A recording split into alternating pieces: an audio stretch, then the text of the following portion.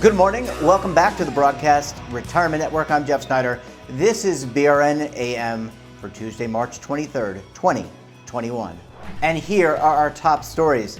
The FCC enforces the largest fine ever against telemarketers, and personalized ads become mandatory on social media platforms. Joining me now to discuss this and a lot more is Daniel Klein. He's lead advisor, executive producer for 7 Investing. Dan, great to see you. Thanks so much for joining us on the program this morning. Coming to you, as you could tell, from a hotel room in Las Vegas. I'm at the Paris Hotel. Jeff, so I'm staying in a suite. Now, you've stayed in a suite before. What does a suite mean to you? Like, what should the room layout be in a suite? I think like multiple rooms. I should have like a kitchen or a kitchenette, a dining room, etc. So I would say the minimum is bedroom and a living room as separate areas. I have a bedroom that has a little kitchenette area, a little sitting area, and then I have a second room which is just empty. There's nothing in it. I don't know what would make this a suite. So basically I have a room I could get dressed in if I was sharing the room with someone else and I didn't want to bother them, or I could sit crumpled on the floor watching my phone. It really feels like maybe somebody needs to explain to them sort of how people use rooms. And I wonder what person is like, oh man, that empty room's going to be awesome. And I don't want to know what that person is up to. Sorry for the diversion there. I feel like that could be like a good media room. Well, Dan, let's talk about a recent Federal Communications Commission enforcement, the largest fine ever, $225 million against a telemarketer that did over 1 billion robocalls. What's your reaction to this? My reaction is find them and put them in jail. That these are companies that are calling people who have opted to be on the do not call list. They're doing so knowingly, and that might not even be the most illegal part of what they're doing, because usually whatever they're robocalling you about is also pretty sketchy. I know that, Jeff, I get 10 phone calls a week, usually calls that say scam likely on my iPhone, so iPhone does a good job of identifying it. But I get calls, as I'm sure you do, from public relations people who are often also flagged as scam likely. So I have to answer my phone when it rings. And I would say at least 10 times a week, it's about the warranty expiring for my car that was my car for 4 years, my wife's for about 3, and then we haven't owned it for 2.5 years. I'm not concerned if the warranty's expired. That's a scam. Or the other ones you get are solar panels. That's usually a scam. You've won a vacation. That's never good. You don't want that. So the more the FCC can do to crack down on this, there are some technology solutions that help with this, but if people want to do bad things, they can do them, and they've largely been unchecked. So I am very pleased to see this going down. Yeah, and I think the reason why we're covering this story is I think more as a public service message or announcement. And what's interesting here about the case, and I think people should take note, is that these robocallers were calling about healthcare and saying that they represented some of the bigger healthcare brands, Cigna, Anthem, Blue Cross Blue Shield, and then they would route them to, I guess, a call center, and it was none of those organizations that were part of this. So really fraudulent, and Dan, we've seen this kind of amped up. Social Security, Internal Revenue Service scams I've been reading about, and people reaching out to our seniors either through text or by phone and saying, hey, we need to get your Social Security number information, or we need your federal ID tax number, or we need some piece of information in order to validate who you are. So this is scary stuff. So we've talked about this a lot, and stimulus check scams are popular, retirement account, brokerage house. Basically, if anybody calls you, if they say they're from the government, they're not. The IRS, the Social Security Administration, they contact you via letter. They send you mail. They do not call you. They do not show up at your door. And if they do ever have to do any of those things, they don't ask for payments in gift cards. That's a really important one to remember. And I'm teasing a little bit, but that has actually happened. But let's pretend it's your bank. So we're moving some bank accounts around, and I've had some issues, and so I see, hey, it's Wells Fargo. If I'm in the middle of some sort of communication with Wells Fargo, it makes sense that I answer the phone. If I don't, I will wait to see what the message says, and then I will go call Wells Fargo through their number, or make sure there's something, usually there's an email in their system that tells you, yep, we're trying to get in touch with you for this purpose. Could you please call us back? That stuff is very important. So I'm a big fan of don't answer your phone if you don't 100% know who it is and what it is. And once you find out what it is, they're always going to take your call when you call back. It makes a lot more sense, for you to call your cable company or whatever. I've gotten fake Netflix solicitations. You need to reinstate your account, click on this link, which can take you to a spoofed page where you then type in your credit card info. That is not a great thing, and it can happen to anybody. So you need to be hyper vigilant. Dan, you mentioned the warranty calls. Before you and I connected this morning, I got a warranty call. How do these robocallers get your number? Because I participated in the Do Not Call registry. In fact, after I got one of these calls, I went on the Do Not Call registry and boom, I'm on there. It says, do not call my number. I'm not going to give my number out because someone will probably wind up calling it, but it's there. So how do they get that information? And then how do we prevent them calling us incessantly? So Jeff, I know the answer to this, and I'm going to explain to you why, so you don't think I'm some sort of nefarious criminal. So there are services you could use that simply filter the internet. So I could say, look through the internet and find me numbers that start in 917, which tend to be New York-based cell phone numbers, because that's the secondary New York exchange after 212. 212, they ran out. Those are largely houses. 917 is largely cell phones. I know this because with 7 Investing, we were looking at, well, how can we comb the internet for people who are giving away our picks for free? It's been kind of a problem on some of the, actually some fairly reputable services of just like subscribing to something and giving it away, which is illegal. And the reality is stealing. Yeah, the reality is it didn't make sense for us to do anything other than keep an eye out. And when it happens, it's actually usually someone who thinks they're doing the right thing. They're helping other people. They're always 9 out of 10. They're chagrined when we tell them, no, you can't do that. But you can do that for phone numbers. So you can just buy a service that will get you whatever you want. And I know my phone number is really easy to come by. I think if you Googled my name and wrote, Daniel Klein phone number, you'd probably come up. Some people it's harder, but there's a lot of records out there. I mean, look, we used to have phone books, and I realize phone books are largely home numbers. But if you took a phone book from whenever the last time there was a phone book and scanned it, it's going to give you a ton of numbers. So this is a volume game. The robocallers are calling millions upon millions of people, and a very tiny percentage is getting ensnared in, I'll say scam. Maybe some of them are selling something legitimate in an illegitimate way, but it's not that hard for them to get this info, and that's a problem too. We definitely need better internet privacy and security, but I don't see that as something that's likely to happen anytime soon. Well, Danny, you bring up a really good point. I want to go to a quick break. We come back, we're going to talk about personalized ads now being mandatory on many social media platforms. You're going to want to stay tuned right here on BRN AM.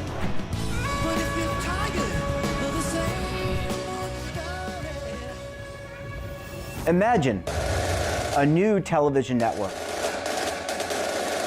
that will make you richer, healthier, and in control of your financial future.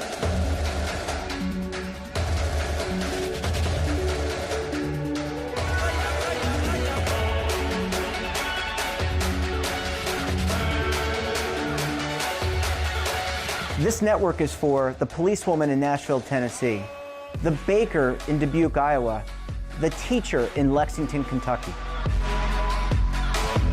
We want to make the idea of savings and retirement culturally relevant. But what do you see as a defining issue of the midterms, especially for the smaller businesses? I mean, they are the lifeblood of the American economy.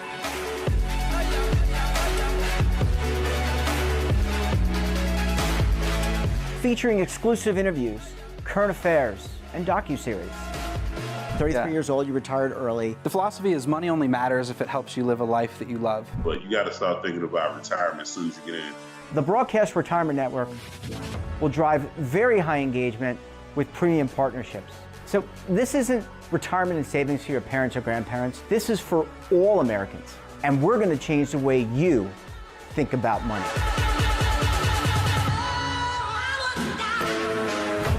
Welcome to the next frontier of retirement and savings.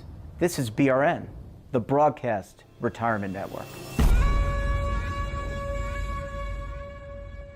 Are you stuck with a low credit score? A credit report and score that's causing you to be denied credit or pay higher interest rates than others for the same things? Then do what Terrence did and call Credit Repaired for your free credit evaluation to help restore your credit. I started thinking about buying a new house, and my score wasn't where I needed it to be. I called and spoke with one of the representatives, and we just had a good conversation, and I liked what he was saying. Just one call for his free credit evaluation was all it took to start back on the track to repairing his credit. I'm seeing the deletions and I'm getting the report, so I know something's being done. It does make a difference to me. All it takes is one call to get started. Credit Repair has given me a second chance to have a better credit score. Don't let a low credit score hold you back another day. Do what Terrence did and make the call for your free credit evaluation. Call 800-819-4152. That's 800-819-4152. Again, 800-819-4152. Welcome back. We're talking to Daniel Klein of 7 Investing. Dan, thanks as always for staying with us this morning. Thanks for keeping me. Normally I'd say, what else would I be doing? But Jeff, I'm in Las Vegas. There's a lot to do. Yeah, I was going to say, we're probably keeping you from trying to convert the gambling into saving for retirement. That's a whole nother issue. Dan, we talked about robocallers, telemarketers, and why people should be concerned and aware of what's going on. Let's talk about these personalized ads. Many social media platforms are now making them mandatory, even though there are iOS and Android, those two platforms have the ability to kind of disrupt that. What say you? So, Apple is requiring that the various services that market through the various Apple venues, the App Store or whatever it is, that they get an opt-in on your advertising preference. So if they're going to serve you personalized ads, you have to say yes. Otherwise, they have to serve you purely not using any of your information ads, which, frankly, that's how ads work in, say, television. Like if you and I are watching, now obviously you know the overall demographic of who's watching that show, but you don't know, oh, hey, Jeff is looking to buy, a new set of slippers. And obviously on the internet, it can be hyper targeted. So TikTok, which is a pretty big company, Jeff, you've seen my dance tutorials on TikTok, where I am a massive very good, yeah. platform. The way you do that moonwalk is fabulous. It is. Of course, I'm wearing a mask. I'm under a different name, so you don't know who it is. But that being said, TikTok is actually making it mandatory. If you want to use TikTok, you have to see personalized ads. They're informing you of that. So basically, they're saying our business is personalized ads. We need to do business according to Apple's rules. So this is going to be our default. It's one way of dealing with it. But I do think, and we've talked about this many times, I think we're in like inning 1 of the privacy battle, of the balance of, if I'm looking for a car, it's great. If I need a mortgage, it's great that I'm being served mortgage company ads. But once I'm not, I don't want to be served that. I think we're starting to get to the very bare minimum of how can you give the companies that need the ad dollars to survive the dollars they need, and how can you give the individuals what they need. So I know in the financial space, there are 12, 15, 20 different websites where you can read reviews of credit cards.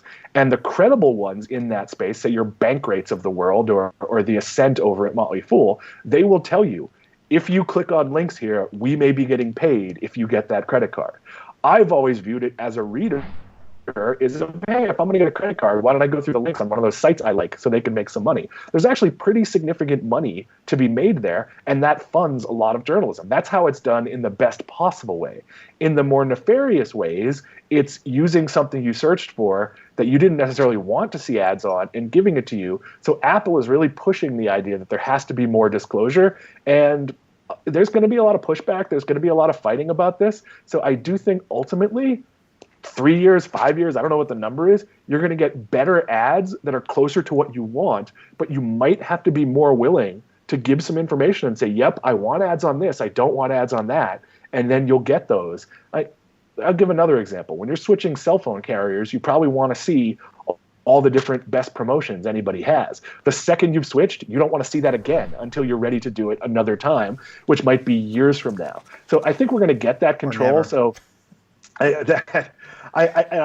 can't say I applaud TikTok. I think I'd rather see them give people more choice, but it is their business model, and they're basically saying, hey, look, this is how we make money. If you want to see this content for free, you've got to do this. And as long as it's transparent, I'm totally fine with that. Dan, a couple of issues. One, you mentioned the privacy. I think, as you're right, as long as people are aware, and maybe they weren't aware. I don't know how you could not have been aware, but Facebook, Twitter, you weren't getting a free good. There are no free goods, right? So they were taking information and using information and putting ads. So I like the fact that that is disclosed. But do you see these platforms maybe going to a premium model? I use YouTube, as you know, and I use YouTube Red, which allows me to escape all the ads that run, so I can just watch whatever I want, and it costs a fee. Do you see that model, possibly a subscription-based model, working in the Twitterverse, the Facebookverse, some of these other social platforms?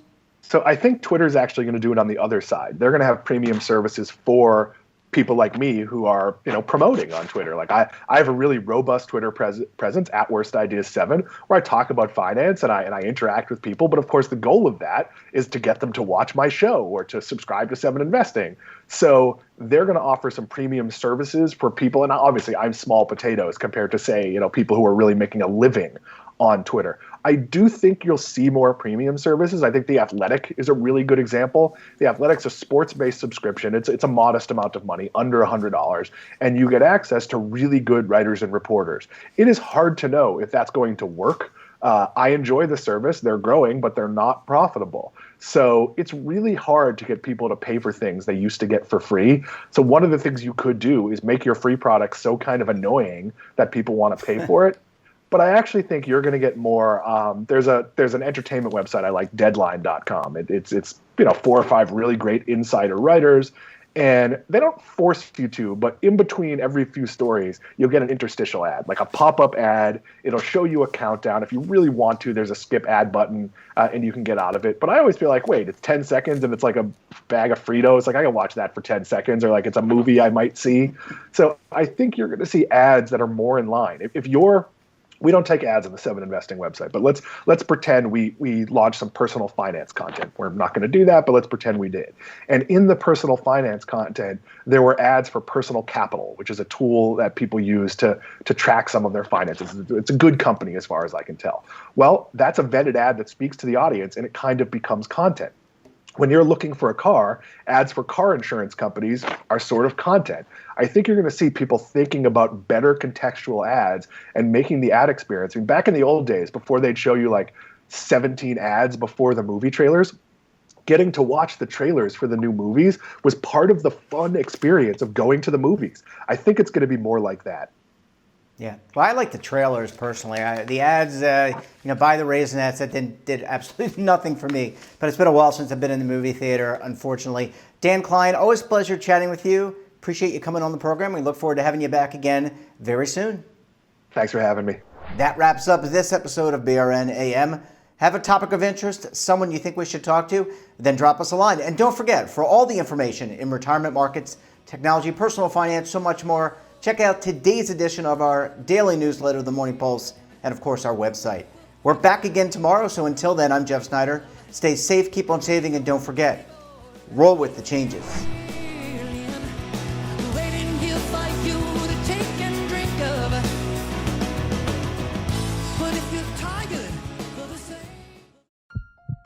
Are you being audited, and do you owe the IRS $10,000 or more in back taxes? Is the IRS threatening to take more of your money? Don't fight the IRS alone. The Tax Doctor is here to help you negotiate your tax bill and reduce your stress. The IRS can freeze your assets and seize your bank accounts, but you can stop these IRS actions. The Tax Doctor will work with you using our years of experience to represent your case to help you get the best resolution under the IRS guidelines. Help is here to deal with the IRS to reduce your stress. We've handled thousands of cases, so we know what we're doing. If you owe $10,000 or more in back taxes, do not call the IRS alone. Call a tax doctor now for a tax emergency analysis. Call 800-224-6439.